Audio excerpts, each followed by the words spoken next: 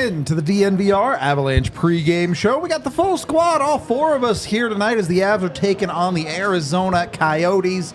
Avs on a winning streak, or I guess a heater. We're calling it a heater. It's right? a heater. What's 5? What do we call 5? We haven't decided on 5. All right. If they get to 5, we'll have to come up with one. Post-game show. Tune in. See what we come up with if the Avs manage to make it 5 in a row.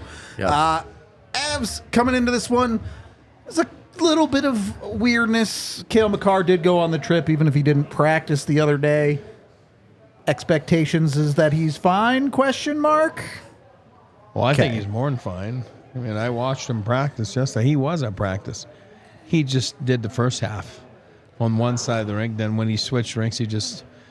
Again, if I'm coaching that team, I don't have him practice. So, I mean, when you got 3 and 4 a couple days ago, and then you're starting another 3 and 4, you don't need to practice. And I'm not being Allen Iverson, practice. You know what I'm saying? I'm just being honest. Like, you don't need to practice if you're him or Nate or guys like that.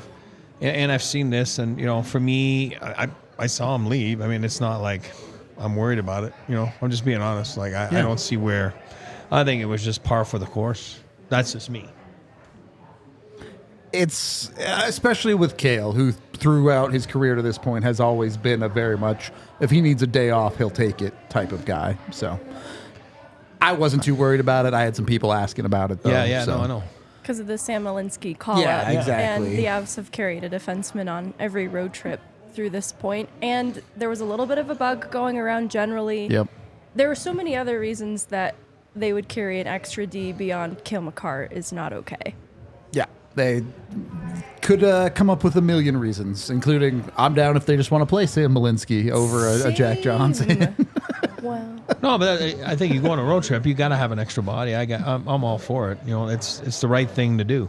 You know, nowadays, and like you said, with the bugs and flu going around, like you have guys that feel great at pregame meal, and you know, next thing you know, 3 in the afternoon, they get up and they don't feel good. You know what I mean? They have a fever, and you don't have an extra body, then you know that's on you. You know what I mean? So Yeah.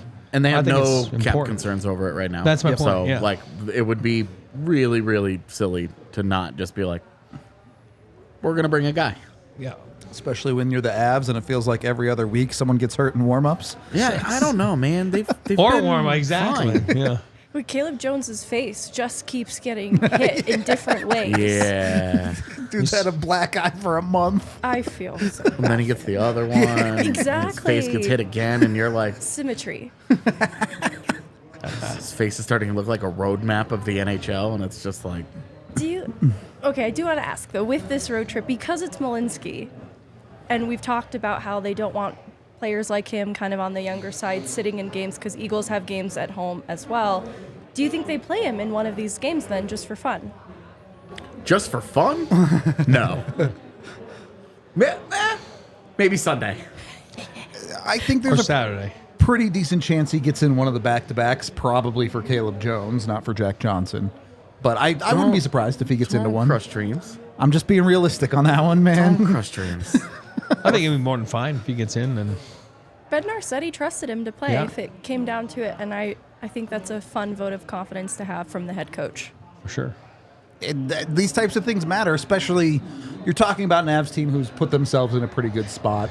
They have that luxury of, hey, maybe we can try a guy here or there at this point in the season so we know a little bit more what they have down the line. Hopefully it works out. On the other side, you have the Arizona Coyotes, kind of in the middle of the Central Division. Doors kind of open for a wild card spot in the West, is it not? I'm not saying the Coyotes are going to get it, but they could try to step through that door, no? It's early enough in the season that I think you could say doors really open for that third Central spot, too. Sure, that's fair. You know, I know the Jets have been really good to start the year, but that'll calm down. I don't know how much, but that'll calm down. So, I mean, and the Coyotes made offseason moves like a team that is taking Wanted this to take seriously. steps, yeah. You don't sign Jason Zucker and Alex Kerfoot and then add Sean Dursey and Matt Dumba to your blue line because you're going full-blown youth only. We're just letting the kids get it out of their system, the rookie years and all that. No, they're taking this seriously. Yep. So yeah, they have plans on it, and their results to this point would suggest a team that you should if you're preparing for this game, you take them seriously. I certainly would. Leave it to you that way. But we also have E's 3 keys, which I don't know if you talk about the Coyotes or not, but I'm sure you have a bunch of good info for us. Yeah, no, we'll start with one there. Be smart with your opportunities. What do I mean by that is exactly what AJ was just talking about and yourself.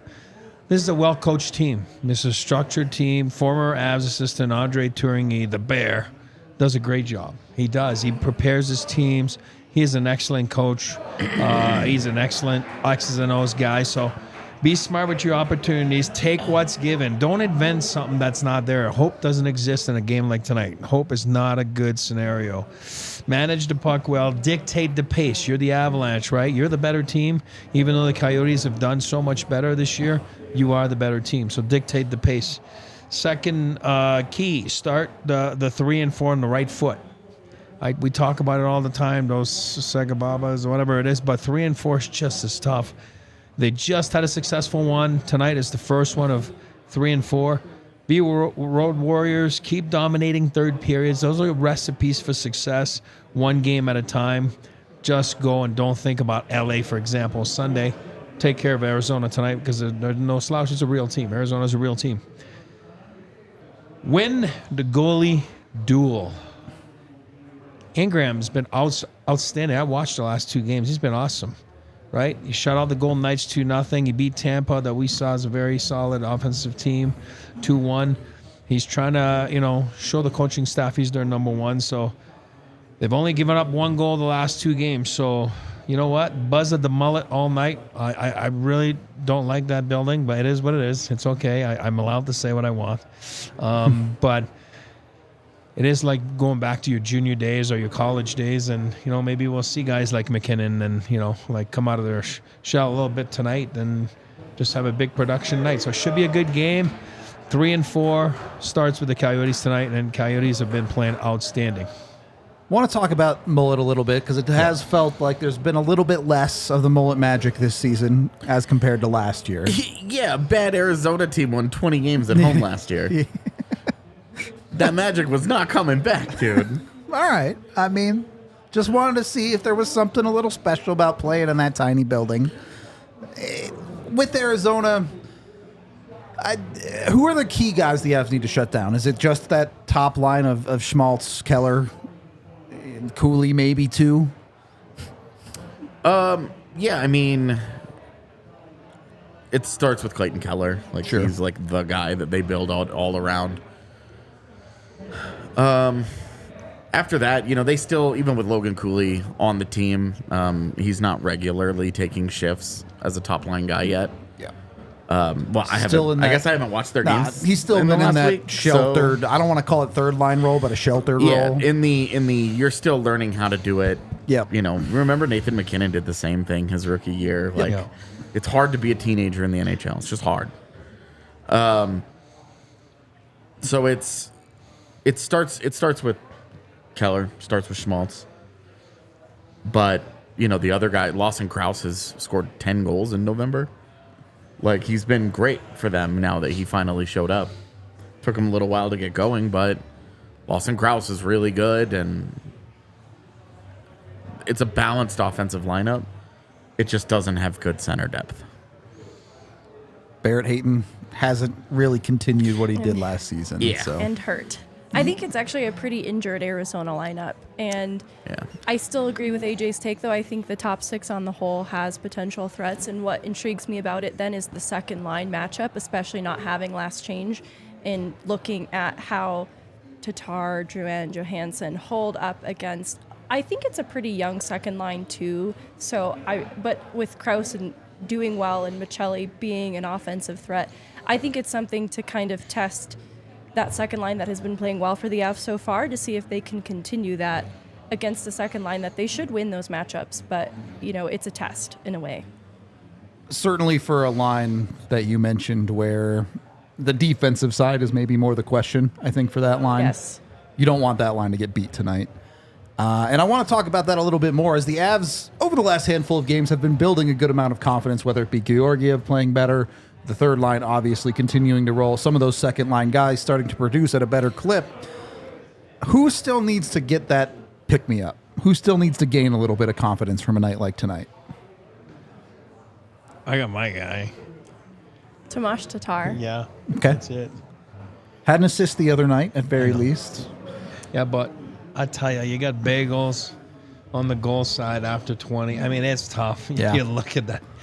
I always say I don't look at stats, I don't look at standings, but I tell you one thing. You look, you're tying your skate, you're looking at the game stats, the game notes, and you got a bagel right there, and it's hard. I mean, it just kind of hits you a little bit. And yes, he's missed empty nets, and he's whatever. He's had some bad luck, but you need more on the goal side of it from him. I mean, there's no ifs and buts about it. But he's such a good guy, and I'm sure if he scores one, everyone's going to be excited. And he's the guy that can score 5 or 6 in the next 5-6 games if things just unlock a little bit. But it needs to unlock.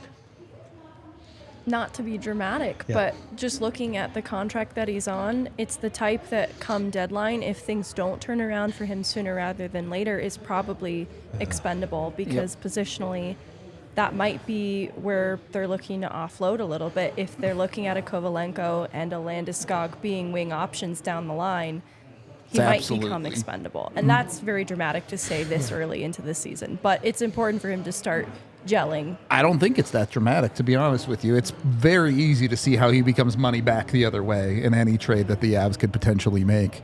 Megan dropping the axe. Get him out of here. Get him out of He's a here. really nice guy. So, Well, important. hopefully he scores a few and takes that off the table for That'd the be Avs nice. coming up here. 2 regulars don't have goals, and Josh Manson, you don't care. Yep. He doesn't have a goal. You're like, you'd love to see one, but you're like, all right. Tomas Tatar, you brought him in because he was a 20-goal guy. Yeah. It's him and the one game of Andre Pavel for forwards that don't have goals for the Avs. Yeah, I mean, I'm not obviously. Doesn't we're, count. We're not going there. I'm just saying of the guys that have of the regulars in the lineup. Josh Manson, you're like, okay, Not Josh, really a goal scorer. would like to maybe see a couple more assists here and there, but he's been playing well, too. I agree. think, Yeah. that could happen tonight. He has deserved some better fates recently in terms of point scoring, but so has Tomas Tatar. That's fair. That save that Vasilevsky makes on him the other day is absurd. That's fair. The other But guy, also beat a goalie. yeah, you put a puck in the net. You got to Yeah. do it eventually. Right. The other guy I would say you'd like to see a little confidence builder, Bowen Byram. Oh, yeah. Just been struggling lately. And, some defensive issues are going to be what they're going to be. Would like to see him perform a little bit better, manage the puck better, and certainly in the offensive zone, create a bit more for Colorado. In the defensive zone, so it's not getting tipped out of play. Yeah, if he doesn't throw a puck out of the ice, that would be good too. I would appreciate that. But There's a word they always use, activate. I just feel he's not activating like he Sure. did, right? And that's the confidence, exactly. That's it. And again, you're right. You don't have confidence, you'll put the brakes on, you'll play on your heels a little bit. That's not a right recipe, but it's easier said than done, So you want to play on your toes, you want to activate. That's the motto of the Avalanche, right? Bednar talks about it all the time. We want our Ds to activate. Just feel he's not activating enough. I think he's playing more cautious, and and sometimes when you play that way, it leads to subpar performances. And just go have fun with it.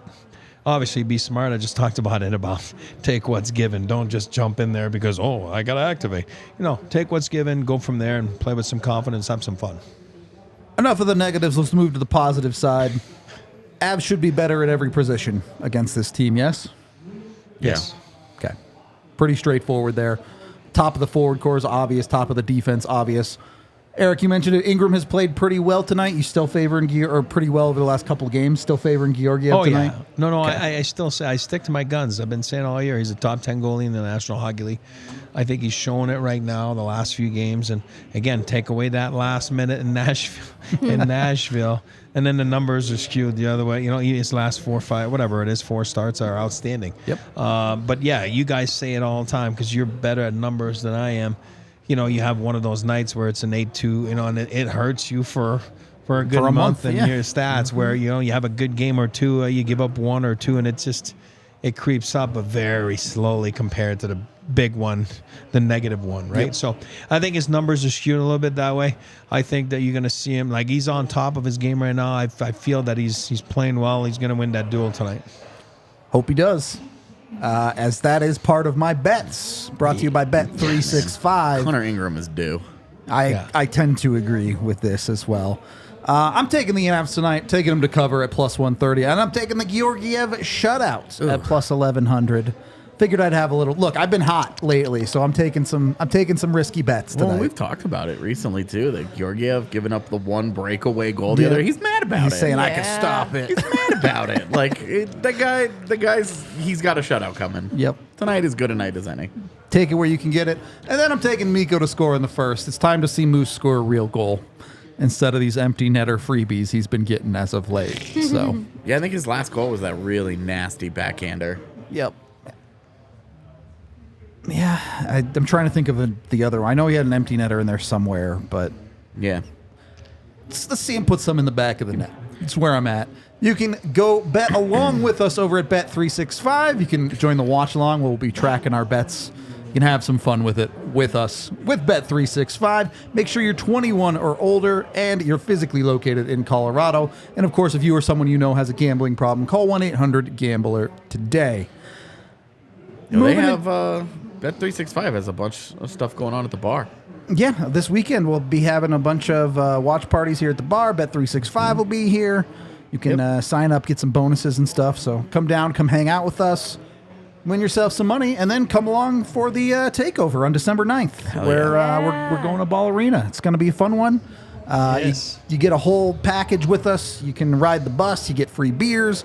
You come back after the game. You party with us at the bar. It's a good time for everybody. And if you join us for this first one, you also get a $25 Snarfs gift card just for coming with us. So that makes it $25 at Snarfs will take you some ways. Yeah, that makes the whole thing worth it alone for the gift card, basically, let alone all the Avs game and everything. So come join us for that on December 9th. Drink all the beer for the takeover, and then the next day you use the Snarfs gift card as the hangover as sandwich. your hangover food. Perfect.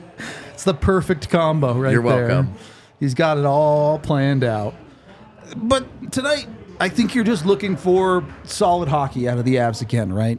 I don't think you need them to play their A game. I don't think you need them to play unreal hockey. If they play solid, they should win.